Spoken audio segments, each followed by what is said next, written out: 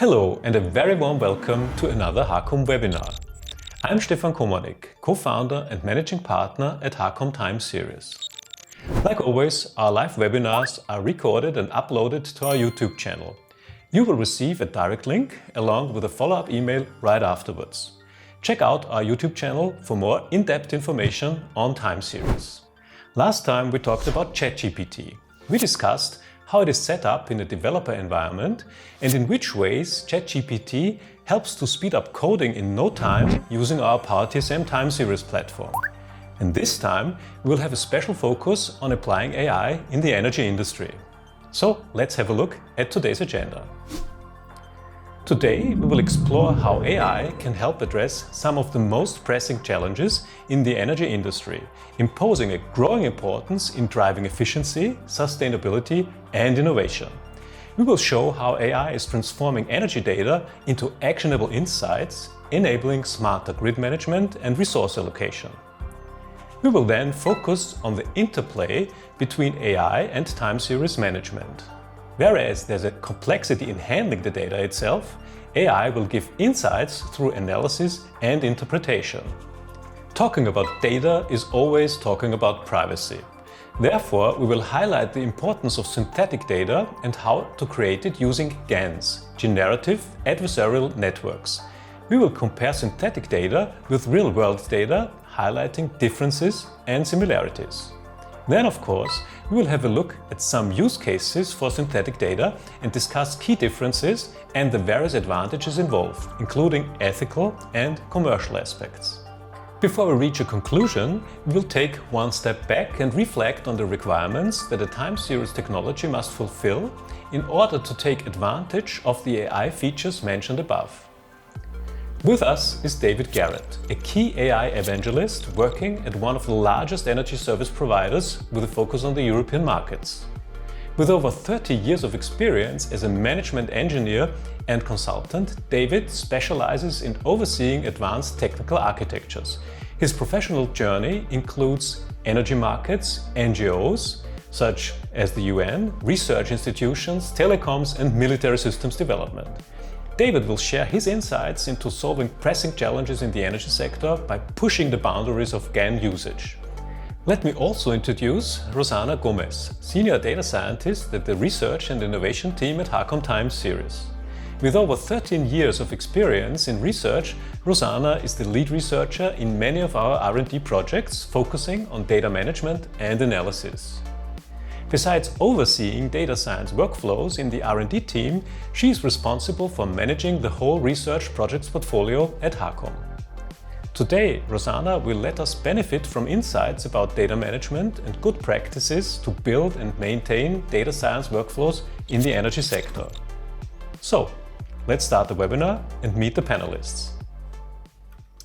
Hello everybody, welcome to our next HAKOM webinar from our speakers Rosana and myself here in Vienna and David in Olten. And we greet the more than 200 now who joined us up to now. Thank you very much. And once more, I kindly ask you to get in touch with us during the webinar. Please use the Q&A function because at the end we will have the Q&A session as always. Please challenge us. As usual, we want to answer all of your questions.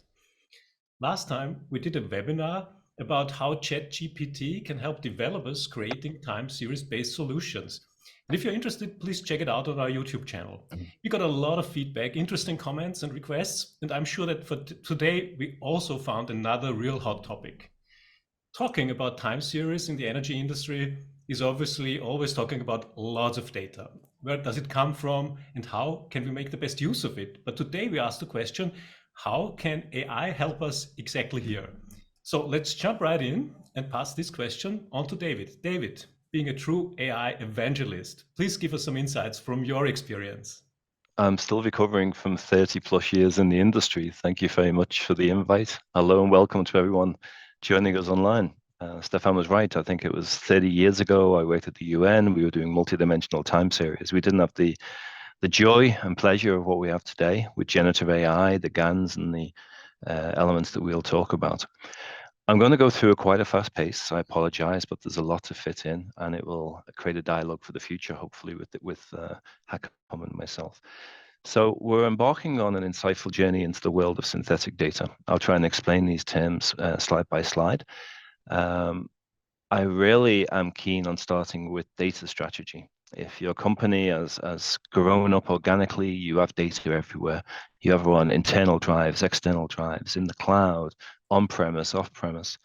If you're serious about data, you have to start with a data strategy, working with your business for their needs and feeding that down through the tiers of your IT to get it organized. Why? The data is important, very important. The data has value, a lot of value. So the data strategy involves a framework. You have to choose the correct framework. You have to bring experts in as necessary to help you in those spaces. You have to choose your partners. You have to make sure your staff are trained in that space. Consider your data and the events as catalysts for your needs. And they push us to make data-driven decisions, adapt our strategies, leverage opportunities, migrate risks. So today we'll delve into the heart of the topic, which is synthetic data, and show how we're going to try and use that to supplement our needs for what you might call organic data. I'm going to talk about artificial generation. I think the GAN term is becoming more well known. People are familiar with ChatGPT, which is a generative technology for text. It's now moving into images. Maybe in the future, it's also able to give you data. We'll address that. Who are our suppliers? How can we do this and move forward? Why is it gaining attention? We need it. It's an invaluable tool for filling in gaps in our data sets.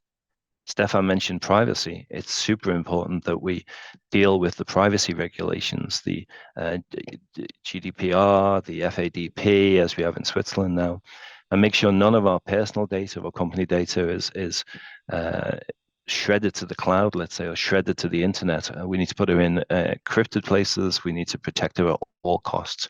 There's massive regulations in place that will cause fines that could take our businesses down. So we'll touch on those topics. Touch on how synthetic data is created, where innovation comes in, what you can start doing yourself. We'll compare, as Stefan said, synthetic data to real world data, really to understand how they differ, how they complement each other in terms of what's there. Stefan, do you mind going to the next slide, please? Just so I try and keep the time. And hopefully there's questions at the end then. So hopefully most of us here are experts in the energy sector or related industries. You might be working on a trading floor. You may have come across having a data strategy. You may be developing in Python. You may be developing in other languages. You may be on the cloud. It's really pulling together the resources to give yourself a comprehensive vision about how the changing underlying technology of GANs and generative AI and sort of other AIs that don't get as much press are coming into the market. That's why I say data strategy.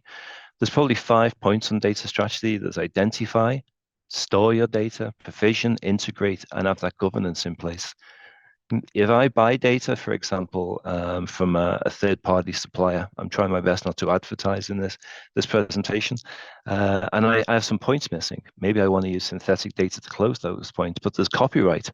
We have to decide within our licenses, if we store that data, are we impacting any copyright? If you want to generate synthetic data and sell it, where did that come from? How it was trained? There's so many things to take into consideration, but 5 core components of data strategy. And I'll just reiterate: identify, store, provision, integrate, and govern. It's a top level view. Important things I learned when I came to my current company were data catalogs. You have to catalog everything, figure out its data lineage, where did it come from, and those things I mentioned previously. So when I talk about timelines, when I talk about time series, for me, it's made up of events with one or many values which are attached to them. Again, they're gold mines. You may have an immutable supply of information. We use some technology that's based on event sourcing. We keep every event that takes place. We can turn that into a time series. We can use that time series to train generative AI to give you synthetic information. We can decompose that, or we can aggregate it by using products such as HAKOM to actually manipulate the rastering, the re-rastering, filling in the gaps between the time moments.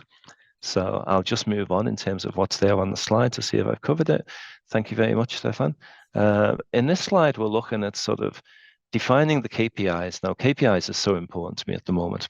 One of my teams is actually a service desk. You think, how's that connected to time series? Everything they're touching is a time series. Every ticket that gets raised, we need to track.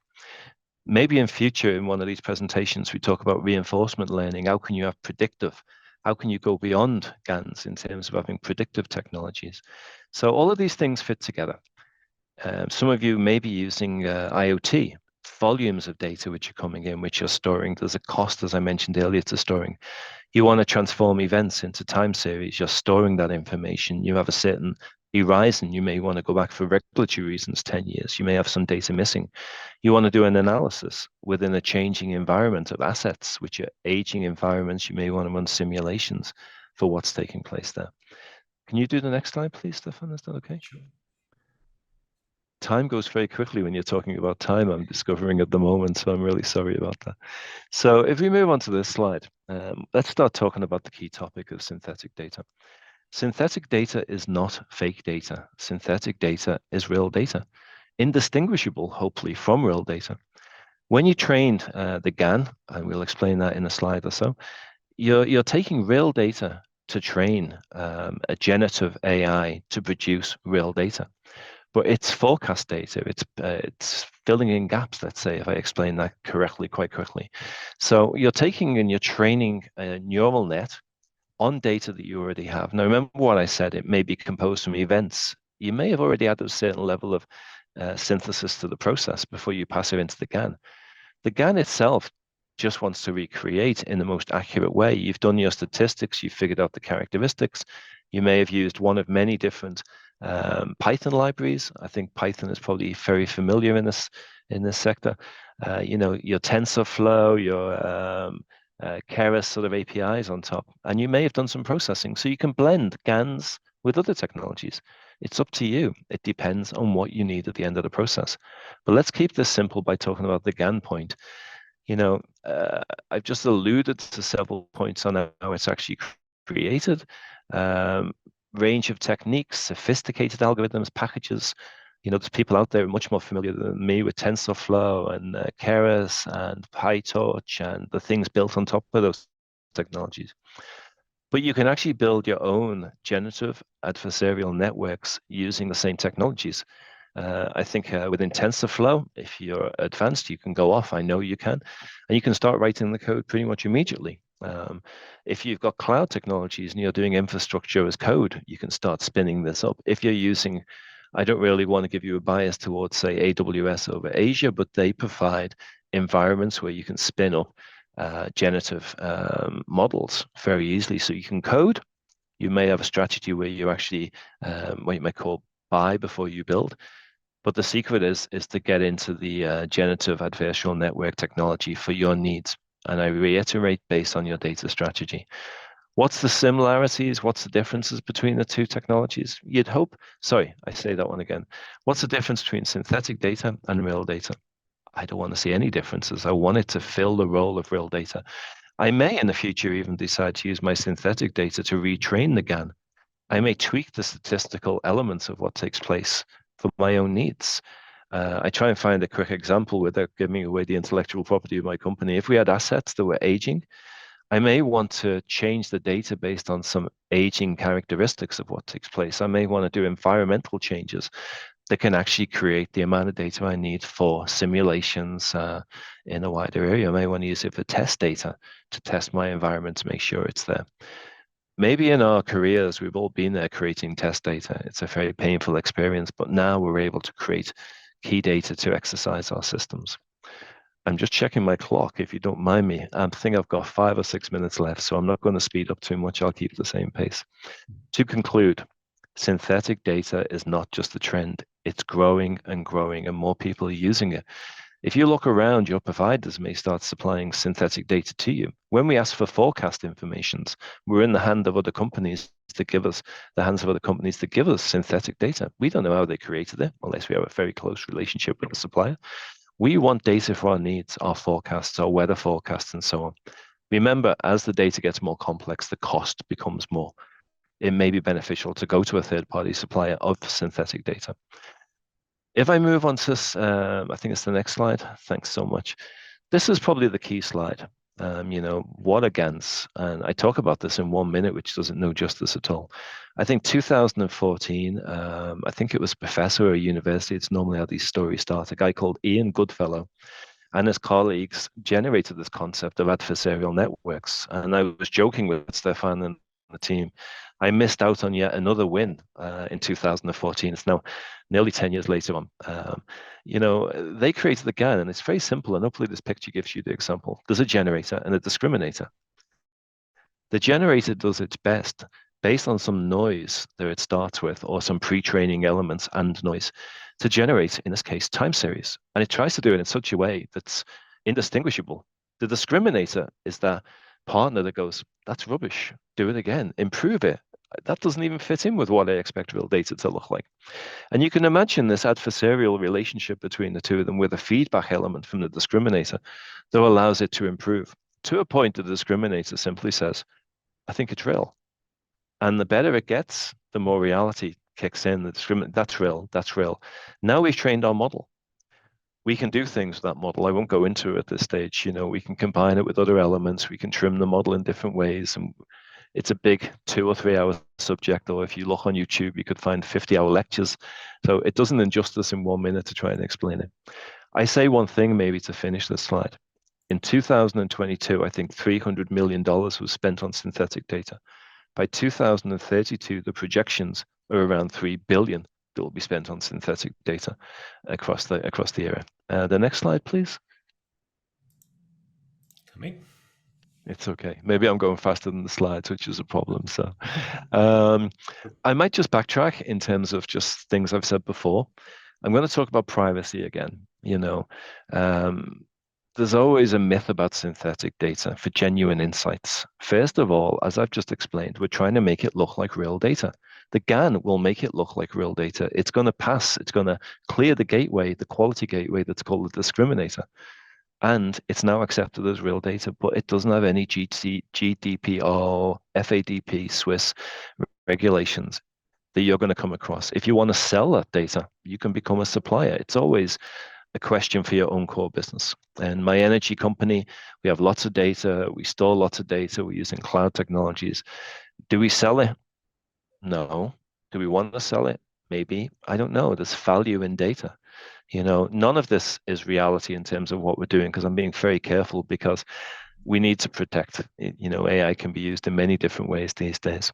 So I'm going to summarize. Synthetic data is not just a fleeting trend. It's an innovative tool that allows privacy, meets compliance needs. It gives you all of the data that you need. But I repeat, there's a cost. I don't know how many people in the audience are using cloud technology. There's a symbiotic relationship between cloud providers who are also trying to be sustainable. And there may be good relationships, but there is a cost. If you look at the price of GPU and the way certain manufacturers have a certain monopoly in the market, there's a cost. If you want to run up your own GANs, there's a cost. If you look at the cost of something like Falcon 180B, which is not necessarily GAN, it's a large language model, let's say, competitive with ChatGPT, OpenAI, you might be spending $20,000 a month in that space. But it depends on your needs. It depends on your data strategy. Or you may just be spinning something up in your own world with Python that can satisfy your needs. Data strategy. It's the most important thing. I'm just trying to make sure I've covered everything for everybody, because I'm thinking coming up to roughly 12 or 13 minutes. Let's finish off on this slide, if that's okay for everyone. It is. Yeah, I think we're doing okay. I just mentioned some points. I have no idea. I don't have a crystal ball. This weekend, various people were in the OpenAI company were leaving and joining and leaving and joining, and I think there may have been 3 CEOs. There's always some news coming out every day. The thing I saw was Q-Star. If you look on YouTube, Q-Star, what is it? What's happening next? Is it AlphaGo meets generative AI meets a GAN?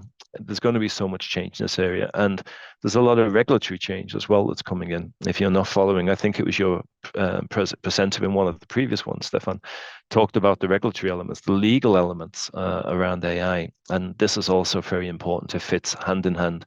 Compliance regulations, legal regulations, security, where you're going. Even though it's quite exciting to do it by yourself, you're part of a company largely. Let's go there. We want robust simulations in our world. We want this technology to enable those robust simulations for sure in terms of there. So you need to make sure it's testing your data scientists, your data analysts, such as Rosana, the speaker in a second. You're really following the basics of what takes place. You need to understand your data science. You need to understand your algebra. You need to choose the right libraries and the right technologies. But net with the right person, they can run up a GAN in a weekend, an hour, 2 hours without any problems. So I think I've mentioned everything on there. I think it might be the last slide. Yes, sir. Okay, I'm keeping track. If you're doing your job right, people in the audience and this team, we have to track the changes. They're getting faster and faster. They're almost exponential now in terms of what's there. We have to safeguard our companies. We have to safeguard our companies by generating synthetic data that is close to real data to allow it to be used in the correct way. Organizations need to prepare by training, upscaling, uplifting, making sure we have capability enhancements in different areas to prepare from the generalist use of an OpenAI to a Microsoft Copilot to a specific GAN to specific data elements. And all of these things are happening in my company now and have been happening for a period of time previously. So don't leave it too late because the changes will get faster and finding the right teams will get more difficult and working with the right suppliers will either cost you more than necessary. So don't delay. That's my big, hopefully happy thing. It's an exciting technology. Rosana will make it more exciting in a second. And I think I've covered all my points. Open to any questions I can try and answer, either within the talk or feel free to contact me later. So hopefully that was okay, guys. I leave you in Rosana and Stefan's arms now. So. Thanks, David. No, please stay for the Q&A. Yes, obviously none of us has the crystal ball, but that's for sure. But let's keep working on it. I see there are several hands risen. Please text your messages and the questions. If you do it anonymously, nobody sees it. You can also mention a name, then everybody can see the question. I've seen already many questions coming in, so please continue. But we will do it afterwards in the Q&A. So that's for sure. So let's right away pass it on to Rosana. Looking at the data scientists' data workflow, how and where does AI come onto the scene? And what does time series management got to do with it? Rosana, go ahead. So thank you, Stefan, and hello, everyone. Thanks for joining us. Let's continue then this conversation. We talked already about AI and energy in the energy sector, but now let's go one step further and look specifically into time series, which is a technology that is quite relevant for the energy transition that we are experiencing nowadays. So there are particularly two components of the energy transition which are quite relevant related to time series. One is digitalization and the other one is renewables. So from digitalization, we can think of how we monitor nowadays and analyze data in real time or close to real time. And the insights that we want to get from it, such as patterns of consumption of energy or efficiency as well. And when we talk about renewables, we have to think that those are energy sources that have not steady production, so they change over time. And then, of course, time series is also relevant. And when we see those different components, more modern components that are introduced into the energy sector, we have to remember that this also has to be integrated in a system that already exists for over a century, such as like the things that we already know, such as generation, storage, distribution, and so on. And on top of all of that, we want to keep monitoring all those components, such as the grid infrastructure and the turbines and all the other energy sources that we have. But let's have a look into this from a data science perspective. So if you go to the next slide, we can think of a typical data science workflow. Of course, depending on what you're building, might be a little bit different than this one here. But here we try to cover the main aspects. And let's look a little bit into how each of those steps can be enhanced for the energy sector in time series with time series data. So let's start with data sources. And we have quite a lot of diverse sources of time series data in the energy sector. David already mentioned a couple of them. So we have IoT, which comes basically from appliances such as your coffee machine or a dishwasher. We also have electric cars, and of course, smart meter data that measures the consumption that we have in specific locations. We can also think of data as weather data. So we have solar energy and solar installation, or wind direction, speeds, and so on, rainfall, you name it. And we also have, of course, the facilities where the energy is being produced and delivered and so on. So we can think of power plants and devices and so on. So like those are all information that we need to have for describing the system. And as David already mentioned very well, if we want to especially focus on the privacy issues and like that the data maybe cannot be exposed to everyone and we still want to enhance our data sets, we can also think of synthetic data. But so far, I've been only talking about data sources for time series. Let's have a look into what time series actually are. Here on the bottom right, we have an example. And time series is basically data which contains a timestamp for each data point that it has, and it has a value associated to that. So here, for example, we have something that is with a date. We can also have date and time, and examples for temperature and humidity. And when we look into time series data, particularly, it has a bit of different properties, if you want. And some of those properties are the time interval that you're looking to in your data set. So basically, the time between the initial and the final timestamp that you have. We also have a resolution. So this is basically the size of your timestamp that you have. So the difference in between those data points. And of course, this can be variable or not. And if you're talking about time series data, you have recurrent behavior that happens over time, and then this can be periodicity. So when we are looking to all these kinds of data, we have to think of important things such as bias. So what are the assumptions that you're making about your data? We also have to think of privacy. And by privacy, I mean, if the data that you're using is complying with the local regulations that you have. Here in Europe, you have a GDPR. In other places in the world, you have other regulations. So it's also something that is quite important. It can become very expensive if you don't comply with.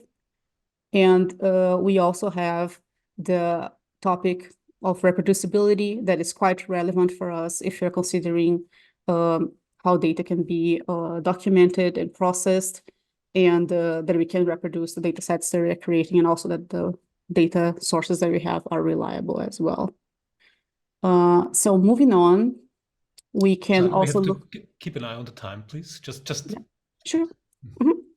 So we can also look into data science workflows, so how we ingest the data into our system. And for that, we have a few different components as well. So we have metadata, such as the attributes that we are considering for our time series. And for that, we can think about, for example, if you have a smart meter, what is the model of the smart meter that you have when it was created? You might also look into the changes over time that those variables can have. And of course, your data set itself can change over time. So it's important to consider versioning. Also, in terms of accessibility, you have to think of the different file structures that you might have. You might have a specific kind of extension for a file that you need to know how to access. And also, do you have access to your data? Are you authorized to access your data? And who else is authorized to access and also change your data? And in terms of scalability, time series data often has a high volume and often high resolution as well. And then you have to think of how you're going to ingest this continuous inflow of data into your system and how you're going to process it as well and make transformations, which sometimes can be very simple, but if you're dealing with a large volume of data, can be complicated as well. So now if you move into the analysis and modeling part of our workflow, we have to think that time series have components, such as trend and seasonality. And an important part specifically of time series data for the energy sector is that it is a complex system that you're trying to explain. So you not only have natural parts of it, you also have socioeconomic aspects that are going to be present in your data. So, for example, you can think that you have anomalous behavior in your data that comes from extreme weather events, which is a natural source of an anomaly, but you can also have something that is, for example, people staying at home and consuming, changing their pattern of energy consumption because of the pandemic, and this is a socioeconomic behavior, so to say.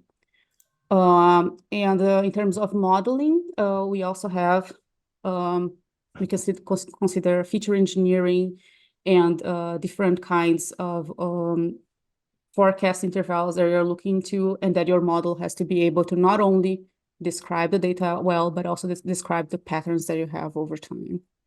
So moving on to the last part of our workflow, we have the deployment of models, and this is basically how you're going to transform all this workflow into a product.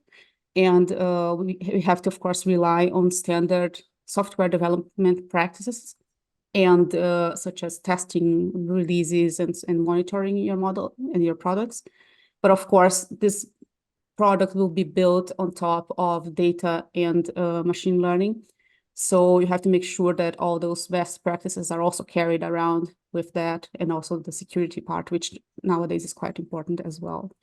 And we have to consider the cloud can be a quite important way to save time, so to say, because you can have a platform that is just not reinventing the wheel. So you have a platform that already offers you everything that you need, and you have, last but not least, the end user, in which you have to consider there is someone who is trying to understand a bit more about their own energy consumption patterns, and you have to think that you have to prepare them for data literacy, such as understanding units and the variables and the visualizations that you might have in your product as well.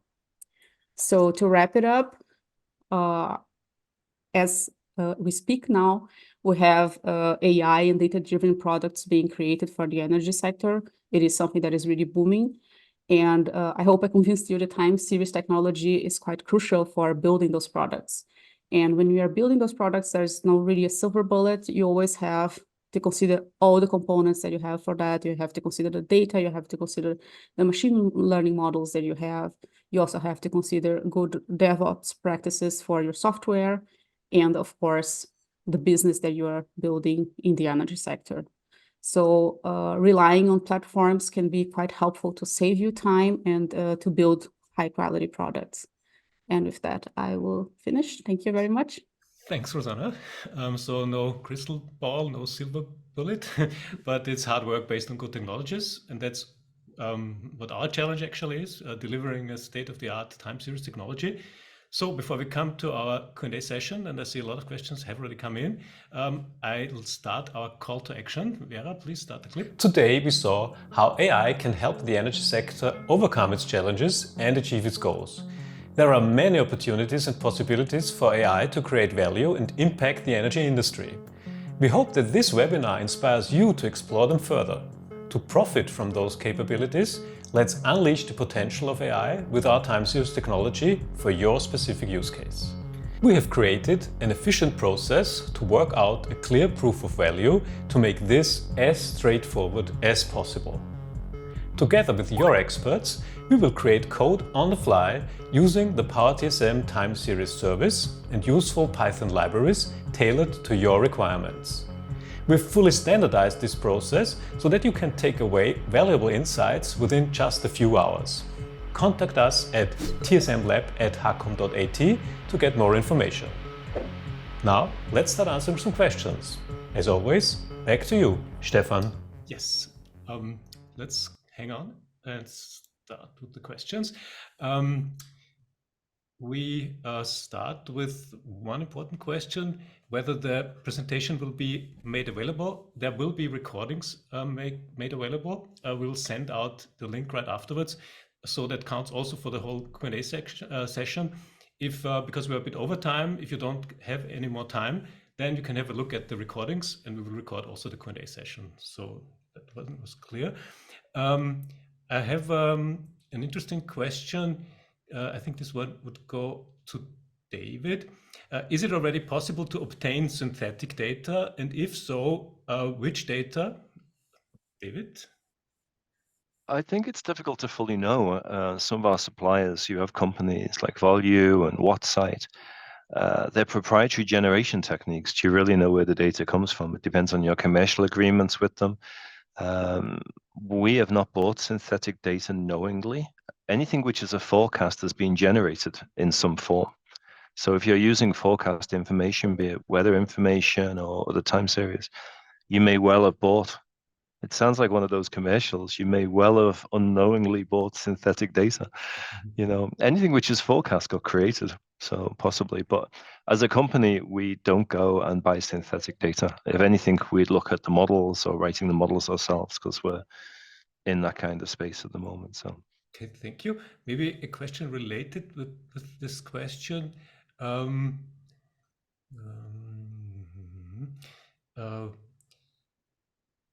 Can AI resolve and identify 100% of problems in PV time series data? In other words, can AI replace completely external satellite data? I think that refers to... I think there's a lot of questions inside of that one, if I understand it correctly. So to compute PV, you want data that is accurate, and therefore your model and your generation has to be trained to a level of accuracy that when you test it is indistinguishable from real data, if I understood it correctly.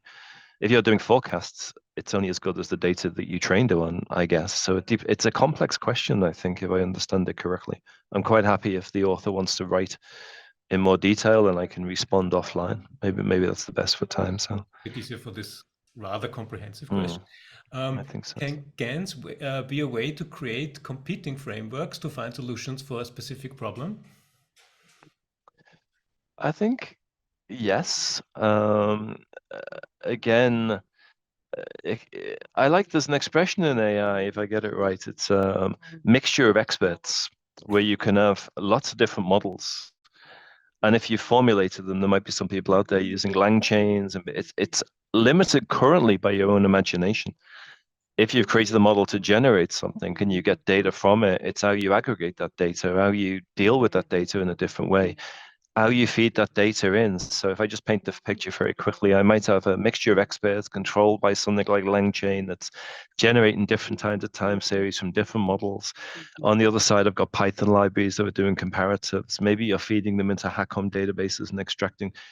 There's so many variations. It's impossible, I think, to fully answer the question. But use your own imagination to answer the question, I think, for sure. Next one, also maybe rather comprehensive. What strategy do you follow to avoid overfitting when training models on synthetic data? I noticed this one before when I come through, and there was a similar sort of alluded to question about the data sizes.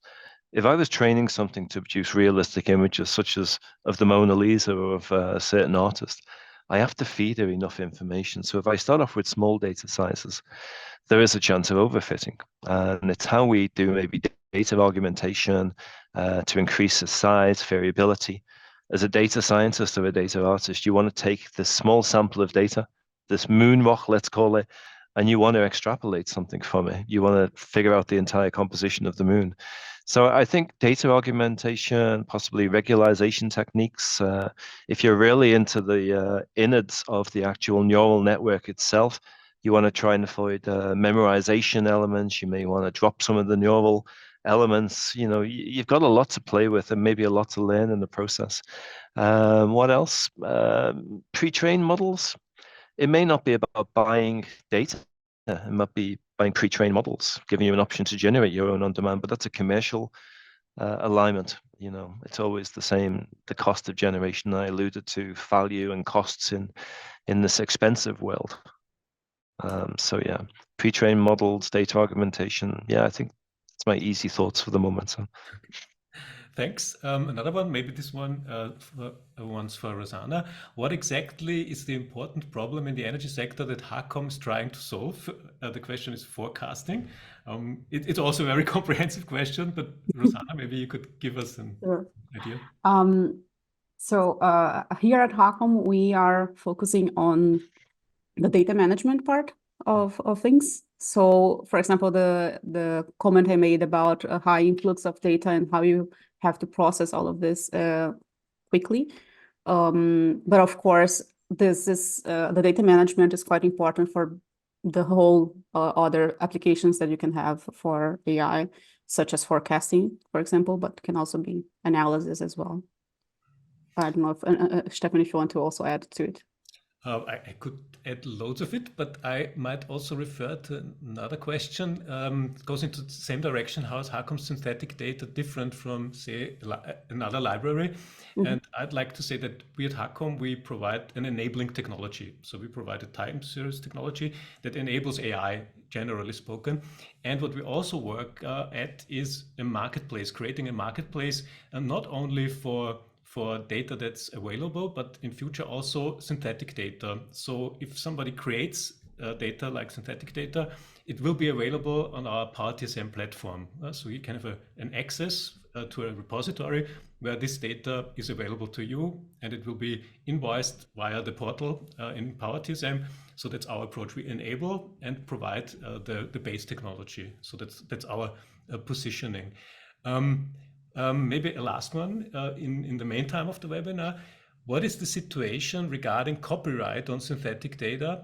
Are there already any findings or experiences in this regard? I think maybe David, could you have a short short answer?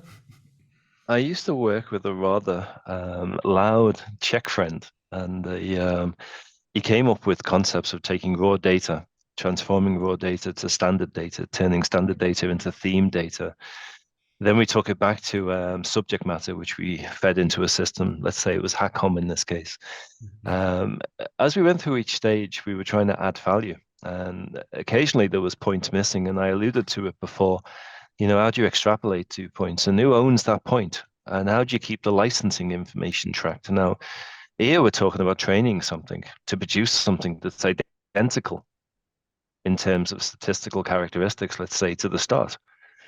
I don't know the answer.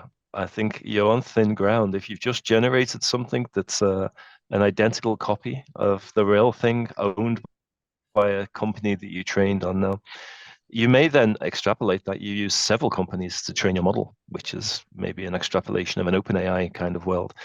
They took all of the internet, let's say. They won't tell what they trained it on. And you get some people who, ethically may avoid certain things in that space.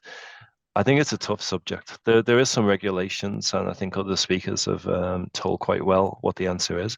And that's why the European Union is really shooting ahead on all of this. And I think I saw some regulations coming out recently. I don't fully know what the answer is, but it might be for your own purposes, for selling on. It may put restrictions in different places. It's like storing someone else's data.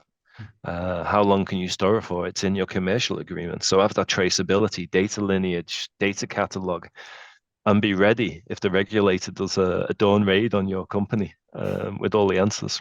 So stay up to date because it is also changing very quickly. So yeah. So there's a lot of questions around availability of synthetic data and also if that opens up any risks. There's one, what about synthetic data of a critical asset like a nuclear reactor? Wouldn't it in principle open up risks when shared to third parties? I think that pretty much goes into the same direction, Dave. Would you agree? Yeah, I think it does. I think in a way you're answering your own question. If you own that asset, you've got to protect the data. The security is important. If anyone follows me on LinkedIn, my profile gets lower and lower because, again, it could put the company at threat in terms of it. We have lots of assets. You have to be hopefully you have a good chief security officer. He's able to deal with those threats. But the more you expose of your landscape and your asset base, the more you can be attacked, as it says.